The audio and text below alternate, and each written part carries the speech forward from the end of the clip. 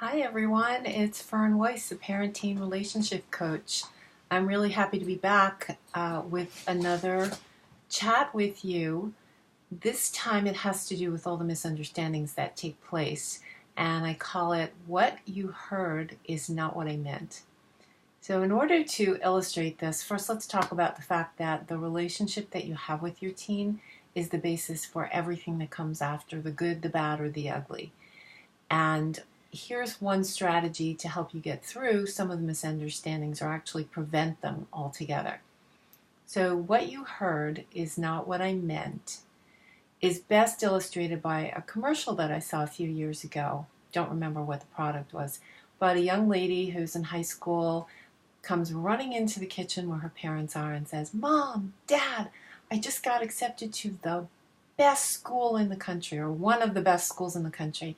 Mom is ecstatic, gives her the big hug, and Dad just sits there like a deer in the headlights. He's absolutely shell-shocked because when she said one of the best schools in the country, what he heard was, "I just got back accepted into one of the most expensive schools in the country." So you can imagine with that perspective that he's going to be feeling anything but joyful about what's going on. He's immediately gone into worry mode. It's starting to feel like a crisis for him. How could we possibly afford to send our daughter to this school? How did we get into this mess? And in the meantime, you can imagine this girl who has just accomplished one of the best things in her whole life, and her dad is like the great stone face and not giving her any acknowledgement, any approval. He's not rejoicing in this wonderful thing that's happened. And you have the makings here for real misunderstanding and for driving a wedge between them, right? And Dad, that's not his intention, but he's the protector and the caretaker and the provider, and that's the first thing that comes into his mind. So he has his hot buttons. In this case, it's the money button, which happens to be, if not the most, one of the most important triggers that people have. It causes more arguments and misunderstandings than just about anything in any relationship. What's really important to remember is that when your buttons are pushed, if you're the person who is speaking, because you're going to have your buttons pushed as well.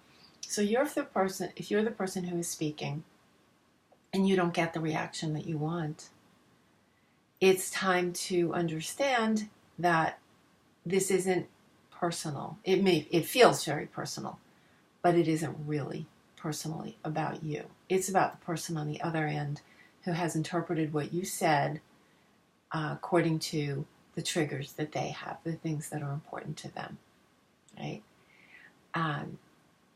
That other person is only thinking about himself, in this case the dad, the same way that his daughter is thinking just about herself.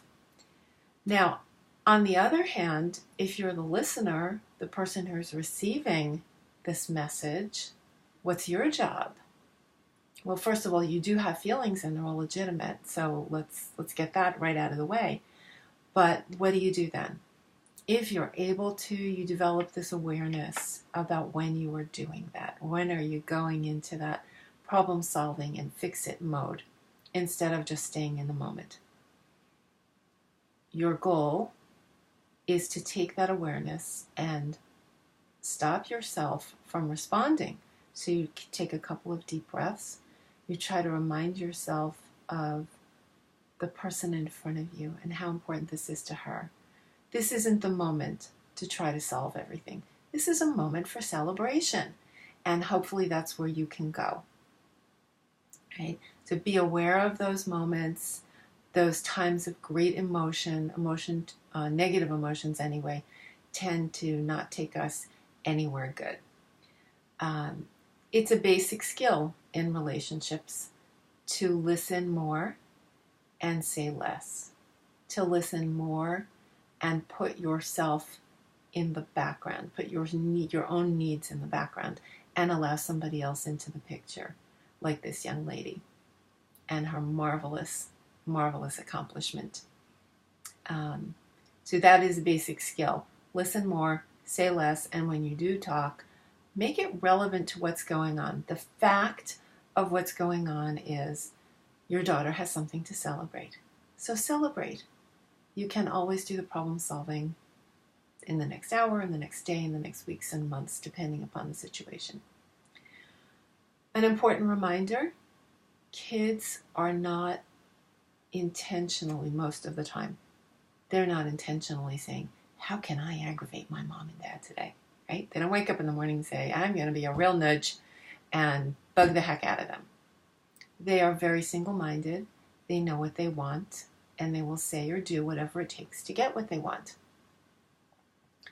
So remembering that, it's a little bit easier to understand that it isn't their intention to annoy you. It's their intention to get what they want, right? What's in it for me is the biggest motivator. It's actually a little acronym, WIIFM. What's in it for me, WIFM. That's how most of us react in life, unless we have a higher awareness about what motivates us and what triggers us. So take yourself out of the picture, put the other person into the picture. And this is how you're going to build trust in this relationship with your teen. And we all know how difficult it is to build and maintain trust in that relationship. The kids are off doing new things, important things to them, learning to separate, figure out how life is done, and very often parents just seem to be the people who are in the way of them getting that done. So building this trust by being a good listener, celebrating when necessary, or when it's appropriate rather, because we all welcome the opportunity for a celebration. And again, your needs are real, they're valid.